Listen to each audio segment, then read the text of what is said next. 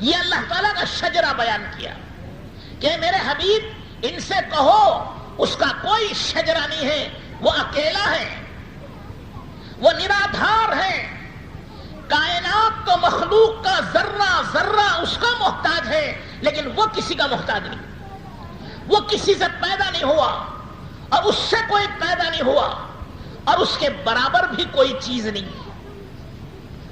تو وہ اللہ جل شانہ کی شان میں یہ نازل ہوا کہ وہ تنہا اور اکیلا ہے، وہ کسی سے نہیں پیدا ہوا اور اس سے کوئی نہیں پیدا ہوا اور اس کے برابر بھی کوئی نہیں۔ تو اللہ جل شانہ نے اس میدان عرفات میں تمام انسانوں سے کہا کہ اے انسانوں، تم نے اقرار کیا ہے کہ میں تمہاری پرورش کرنے والا، تمہیں جلانے والا اور تمہیں روزی دینے والا اور تمہیں پیدا کرنے والا ہوں۔ یاد رکھنا، دنیا میں جا کر اس کو بھول نہ جانا۔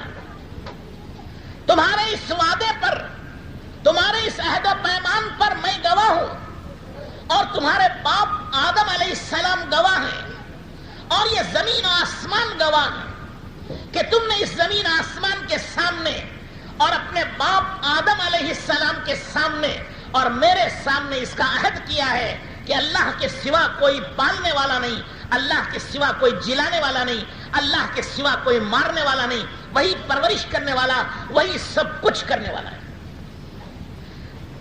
اللہ تعالیٰ نے فرمایا کہ ہم یاد دلانے کے لیے نبیوں کو بھیجیں گے، اب علماء کو بھیجیں گے، اولیاء اللہ کو بھیجیں گے اور تمہیں وہ پرانا سبق یاد دلاتے رہیں گے۔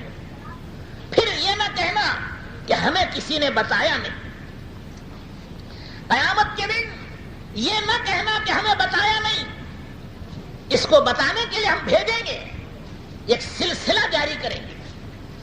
تو بزرگوں اور دوستوں اور بھائیوں، اسی کو بتانے کے لیے 1.25 لاکھ نبی آئے یا 1,80,000 یا اس سے زیادہ نبی اور پیغمبر اور رسول دنیا میں، اور سب کی ایک آواز تھی کہ انسانوں، تمہارا پیدا کرنے والا، تمہارا پالنے والا، تمہارا جلانے والا، تمہیں زندگی دینے والا ایک اکیلا رب ہے، وہی اللہ جل شانہ کی ذات اقدس۔ اس کی عبادت کرو، اس کی بندگی کرو، اس کے سامنے جھکو، اس کی فرمانبرداری کرو۔ یہ تمام نبیوں کی متفقہ رائے اور سب کی ایک ہی دعوت ہے اور سب کا ایک ہی فیصلہ ہے۔ سب نے یہی دعوت دی، سب نے یہی لوگوں کو بلایا کہ اللہ کی مان لو، اللہ تمہیں دنیا اور آخرت میں عزت دے گی۔ آخر میں 1.25 لاکھ نبیوں نے یا 2 لاکھ نبیوں نے یا کم و بیش جتنے نبی اور رسول آئے تھے، سب کی مجموعی تعلیم اور سب کی مجموعی دعوت اور سب کے بیانات لے کر اور سب کی تعلیم اور سب کا علم لے کر حضرت محمد الرسول اللہ صلی اللہ علیہ وسلم تشریف لائے۔ جتنے نبیوں نے پہلے تعلیم دی تھی، جتنی آسمانی کتابیں پہلے آئی تھی، جتنے بزرگوں نے پہلے جو کچھ بھی سکھایا اور لایا تھا، وہ سب اکیلے حضرت سیدنا و مولانا محمد الرسول اللہ صلی اللہ علیہ وسلم لے کر آئے۔ لیکن اللہ جل شانہ کا ایک فیصلہ یہ بھی ہے، ایک وہ جیسے میں نے پہلے عرض کیا کہ انسان پیدا ہونے کے بعد کبھی ختم نہیں ہوتا بلکہ جگہ بدل دیتا ہے۔ ایک دوسرا ضابطہ اور قانون اللہ تعالیٰ کا یہ ہے، کل نفس ذائقۃ الموت، ہر جاندار کو موت کا مزہ چکھنا ہے، ہر ایک کو موت سے واسطہ پڑے گا، موت سے دوچار ہونا پڑے گا، موت کے بغیر کسی کا چھٹکارا نہیں ہے۔ اسی لیے حضرت رسول اللہ صلی اللہ علیہ وسلم نے فرمایا، اذکروا حازم اللذات، لذتوں کو ڈھانے والی اور خواہشات کا گلا گھونٹنے والی، ارمانوں کے گلے پر چھری پھیرنے والی چیز کو یاد کرو۔ وہ کیا ہے؟ وہ موت ہے۔ انسانوں کا گلا گھونٹنے کے لیے، اس کی ارمانوں کا گلا گھونٹنے کے لیے، اس کی خواہشات پر پانی پھیرنے کے لیے، اس کی تمام تمناؤں کو مٹی میں ملانے کے لیے اللہ نے موت کو پیدا کیا۔ یہ موت انسان کی تمناؤں کا اور اس کی ارمانوں کا گلا گھونٹ دیتی۔ تو اللہ جل شانہ نے موت ہر ایک پر مسلط کی ہے، یہاں تک کہ ایک وقت آئے گا انسان تو مریں گے ہی، فرشتے بھی مریں گے۔ جبرائیل علیہ السلام کو موت آئے گی، میکائیل کو موت آئے گی، اسرافیل کو موت آئے گی، اسرائیل و ملک الموت کو بھی موت آئے گی، کوئی باقی نہیں رہے گا۔ انسان، جنات، چرند و پرند و ساری مخلوق مر جائے گی، عرش کے اٹھانے والے فرشتے بھی مر جائیں گے۔ جب سب ختم ہو جائیں گے، اللہ جل شانہ اس زمین آسمان و تمام کو ایک مٹھی میں لے لیں گے اور ایک مٹھی میں اس کے قبضے میں لے کر کہیں گے لمن الملک اليوم، آج یہ ملک کا مالک کون ہے؟ ارے زمین کے دعوے کرنے والوں، آسمانوں کے دعویٰ کرنے والوں، چاند پر پہنچنے کے دعویٰ کرنے والوں، مریخ تک جانے والوں، فیکٹریوں کارخانوں کے مالکوں، کھیتی اور زمینوں باغات کے مالک، اب بتاؤ کون ہے آج کا مالک؟ آج کس کی ملکیت ہے؟ آج اس زمین کا مالک کون؟ ان کارخانوں کا مالک کون؟ ان آسمانوں کا مالک کون؟ لمن الملک اليوم، کون جواب دے گا؟ سب مرے پڑے ہیں، انسان بھی مر چکے ہیں، فرشتے بھی مر چکے ہیں، اس سوال کا جواب دے تو کون دے گا؟ پھر اللہ پوچھیں گے لمن الملک اليوم، ارے بولو، دنیا میں دعوے کرتے تھے، بڑی ڈینگے مارتے تھے، بڑے ڈھول بجاتے تھے اور ڈینگے مارتے تھے کہ ہم مالک ہیں، ہم فلاں چیز پر ہم نے قبضہ کر لیا ہے، ہواؤں پر ہمارا قبضہ، پانی پر ہمارا قبضہ اور ملکوں پر ہمارا قبضہ، آؤ بتاؤ کون مالک ہے؟ آج ہے ہمت؟ کوئی نہیں جواب دے گا۔ پھر اللہ تیسری مرتبہ پھر پوچھیں گے لمن الملک اليوم، ارے دعوے دارو، دنیا میں بڑے دم بھرتے تھے، بڑا دعویٰ کرتے تھے، آؤ نا بولو تو صحیح کون مالک ہیں؟ کوئی نہیں جواب دے گا۔ خود اللہ جل شانہ کہیں گے للہ الواحد القہار، اسی ایک اللہ کے لیے ملکیت ہے جس نے سب سے پہلے ان سب کو پیدا کیا، وہ زبردست ہے، وہی مالک ہے، کل بھی وہی مالک تھا، آج بھی وہی مالک ہے، صرف عارضی طور پر اللہ نے ہر ایک کو کچھ نہ کچھ دیا ہے۔ یہ گھر ہے، ہم گھر کے عارضی مالک ہیں، کرایہ دار ہیں، کل کو چھوڑنا پڑے گا، یہ اللہ کی ملکیت ہے، یہ فیکٹریاں ہماری نہیں، یہ اللہ کی ملکیت ہے، یہ زمینیں اور باغات ہمارے نہیں، یہ اللہ کی ملکیت ہے، یہ بیوی اور بچے ہماری ملکیت نہیں، یہ اللہ کی ملکیت ہے، یہ سامان ہمارا نہیں، یہ اللہ کی ملکیت ہے، یہ سب کا مالک تنے تنہا ایک اللہ ہے جس کا کوئی ساجی اور شریک نہیں۔ تو میں نے عرض کیا کہ اللہ جل شانہ نے آقا رحمت سرور کونین تاجدار مدینہ احمد مجتبی محمد مصطفیٰ حضرت رسول اللہ صلی اللہ علیہ وسلم کو بھیجا، اور آپ علیہ الصلوۃ والسلام نے تمام انسانوں کی جو آج تک تعلیم ہوئی تھی، تمام نبیوں نے جو تعلیم دی تھی اور تمام رسولوں نے جو تعلیم دی تھی، اکیلے آپ نے دی، سارے اخلاق آپ نے اکیلے سکھائے، اور آپ علیہ الصلوۃ والسلام نے بندوں کو وہ سبق یاد دلایا جو وادی نعمان میں اللہ کے سامنے اقرار کیا تھا، عہد کیا تھا، اس کو یاد دلایا۔ حضور اکرم صلی اللہ علیہ وسلم کی آواز تھی یا ایھا الناس قولوا لا الہ الا اللہ تفلحوا، اے لوگوں لا الہ الا اللہ محمد الرسول اللہ صلی اللہ علیہ وسلم پڑھ لو، جب اس کو پڑھ لو گے تو زمین کے تم مالک بنو گے، آسمان تمہاری مٹھی میں ہوگا، تمہاری جنت تمہاری باندی اور غلام بنے گی، عرش اعلیٰ سے بھی تم بہتر بن جاؤ، عرش اعظم سے بھی بہتر بنو گے، پھر تمہاری قیمت کو کوئی نہیں پہنچ سکتا۔ اسی لیے بزرگان دین اور اولیاء اللہ فرماتے ہیں مومن کا دل یہ عرش اعظم ہے۔ ایک حدیث قدسی ہے، اللہ جل شانہ ارشاد فرماتے ہیں کہ میں زمینوں میں نہیں آ سکتا اور آسمانوں میں نہیں آ سکتا، یہ تنگ ہو جائیں گے اور میرے لیے چھوٹے پڑ جائیں گے، اگر میں کہیں آ سکتا ہوں تو مرد مومن کے دل میں آ سکتا، جس دل میں اللہ کی عظمت ہوگی، اللہ کی محبت ہوگی، اللہ کی معرفت ہوگی، وہ دل عرش اعظم ہے، بلکہ عرش اعظم سے بھی وہ بہتر ہے۔ تو بزرگوں اور دوستوں اور بھائیوں، حضرت رسول اللہ صلی اللہ علیہ وسلم نے ایک موقع پہ ارشاد فرمایا کہ جنت میں جانے والوں کی 120 صفیں ہوں گی، اور ایک صف مشرق سے مغرب تک کی ہوگی. جہاں سے سورج نکلتا ہے وہاں سے صف شروع ہوگی, جہاں سورج ڈوبتا ہے اتنی لمبی صف ہوگی. ایسی 120 صفیں جنت میں جانے والوں کی ہوں گی, حضرت آدم علیہ السلام سے لے کر قیامت تک کے انسانوں کی. ان میں سے 80 صفیں صرف اس امت کی ہوں گی. حضرت محمد الرسول اللہ صلی اللہ علیہ وسلم کی امت کی صفیں 80 ہوں گی, اور باقی 2 لاکھ نبیوں کے جنت میں جانے والی امتیں وہ صرف 40 صفوں میں ہوں گی. اور فرمائے اس کے علاوہ 70,000 جنت میں جائیں گے, بغیر حساب و کتاب کے جائیں گے. کبوتروں کی طرح پھدکتے ہوئے بے حساب و کتاب جنت میں جائیں گے. اتنا فرمایا اور گھر تشریف لے گئے. اب لوگوں میں یہ چرچا ہوا کہ وہ 70,000 کون ہیں جو بغیر حساب و کتاب کے سیدھے جنت میں جائیں. تو کسی نے کہا شاید وہ مسلمان ہیں جو پیدا ہوتے ہی اسلام میں داخل ہو گئے, کبھی شرک و کفر نہیں کیا.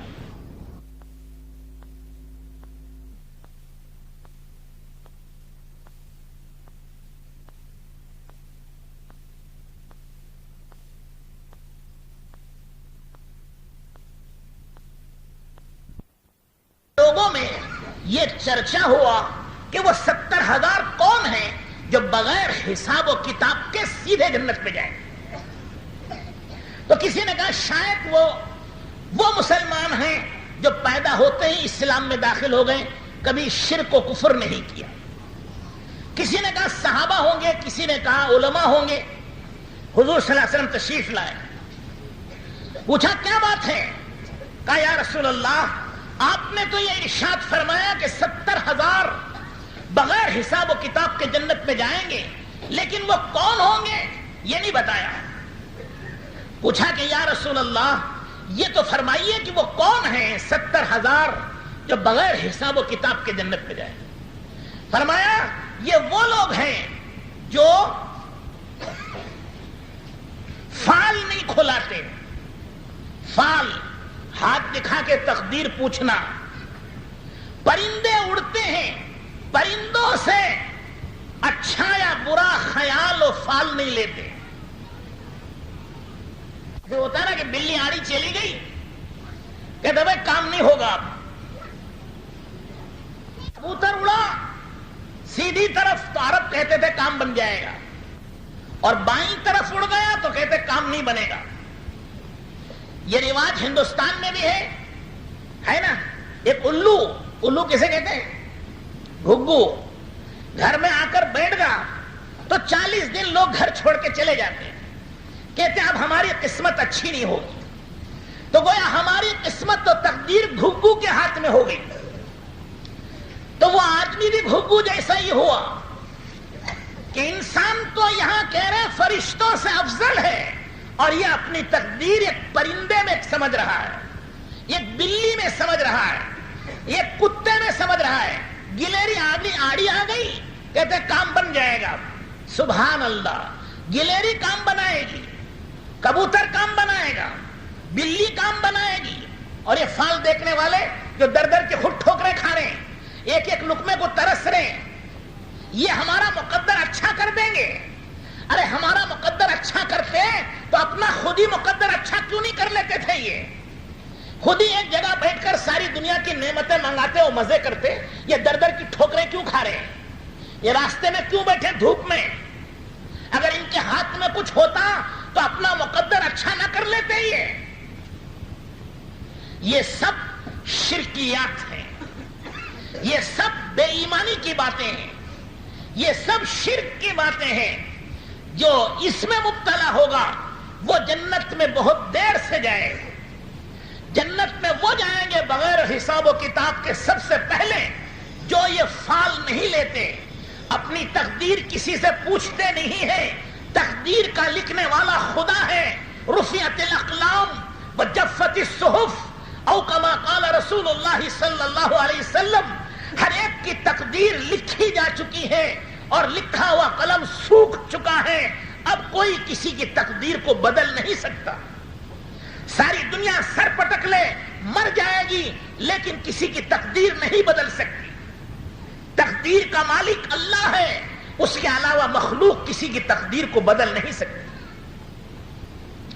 تو رسول اللہ صلی اللہ علیہ وسلم نے فرمایا 70,000 جنت میں بغیر حساب و کتاب کے وہ لوگ جائیں گے جو یہ تقدیر پوچھتے نہیں پھرتے، فال نہیں کھلواتے، پرندے نہیں اڑاتے، جانوروں سے اپنے لیے اچھی یا بری فال نہیں لیتے. یہ وہ لوگ ہیں جو جنت میں بغیر حساب و کتاب کے جائیں.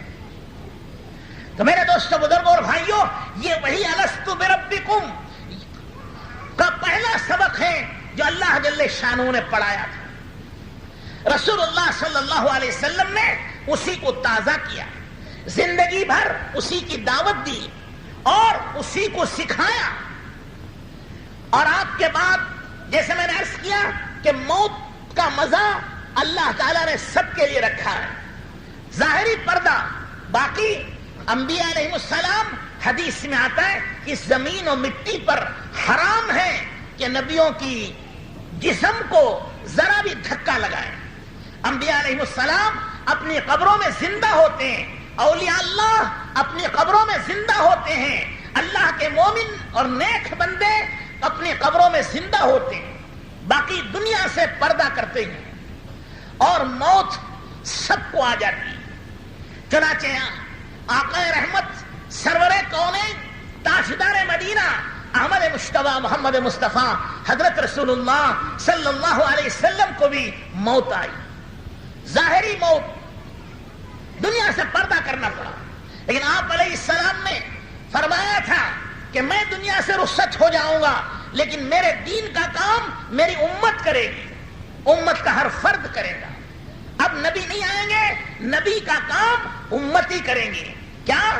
انسانوں میں اللہ کی معرفت پھیلانا، اللہ کا یقین پھیلانا، اللہ کی محبت پھیلانا، رسول اللہ کی محبت پھیلانا، یہ ہر مسلمان کرے.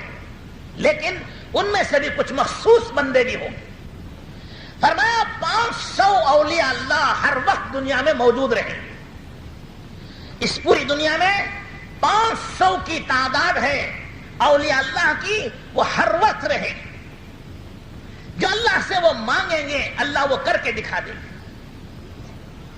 اللہ ان کی بات کا انکار نہیں کریں گے. اسی طرح 100 نقبہ ہوں گے جو ان سے اعلیٰ درجے کے ہوں گے. سن رہے بھائی کہ سو رہے ہیں؟ یہ تو جاگنے والوں کے بھی کم سمجھ میں آتا ہے. سونے والے تو چھوڑو، وہ تو آسمانوں کی سیر کریں گے.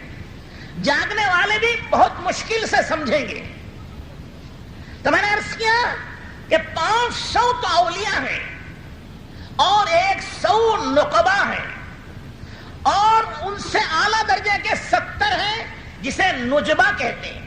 نجیب اور نجبہ جمع ہے. پھر اس کے آگے 40 ابدال ہوتے ہیں جسے بدلا بھی کہتے ہیں اور ابدال بھی کہتے ہیں. وہ 40 کی تعداد ہوتی. پھر اللہ جل شانہ نے ان میں سے 5 ایسے بنائے ہیں جو حضرت آدم علیہ السلام کے دل کے برابر یا اس کی صفت کے برابر ان کی صفات ہوتی. پھر ان سے آگے اور 3 ہیں، پھر ان سے آگے اور 2 ہیں جنہیں اقطاب اور قطب کہتے ہیں، اور ان سے آگے 1 ہے جسے غوث العظم کہتے ہیں. سمجھ گئے بھائی؟ یاد ہو گیا؟ سب سے اعلیٰ اور افضل جن کا دل حضرت اسرافیل علیہ السلام کے دل کی طرح ہوتا ہے، اور نبیوں میں جن کا دل حضرت ابراہیم علیہ السلام کی طرح ہوتا ہے. ظاہر میں وہ انسان ہیں اور اللہ جل شانہ کے نزدیک ان کا رتبہ سب سے بڑا ہے. وہ حضرت جبرائیل علیہ السلام سے بھی اعلیٰ اور افضل ہیں اور اسرافیل سے بھی وہ افضل ہیں. وہ تمام مخلوق سے اعلیٰ اور افضل ہیں اور اس کو غوث العظم کہتے ہیں. ان کے بعد دوسرے نمبر پر قطب ہوتے ہیں اور ایک وقت میں 2 قطب ہوتے ہیں. اقطاب اور قطب یہ 2 ہوتے ہیں. ایک خاموش اور ایک بولنے والے جو واعظ و نصیحت کرتے ہیں اور ایک صرف توجہ کرتے ہیں. پھر ان سے اعلیٰ، پھر ان کے بعد ان سے کم درجے کے 5 ہیں. پھر ان کے بعد 40 ہیں وہ ابدال ہیں. پھر ان کے بعد 70 ہیں جو نجیب اور نجبا کہلاتے ہیں. پھر ان کے بعد 100 ہیں جو نقبہ اور نقیب کہلاتے ہیں. اور پھر اس کے بعد 500 ہیں جو اولیاء اللہ اور بزرگان دین کہلاتے ہیں. جب 100 میں سے کسی کا انتقال ہوتا ہے تو اللہ تعالیٰ 500 میں سے ایک چن کر اس کو وہ مقام دے دیتے ہیں. جب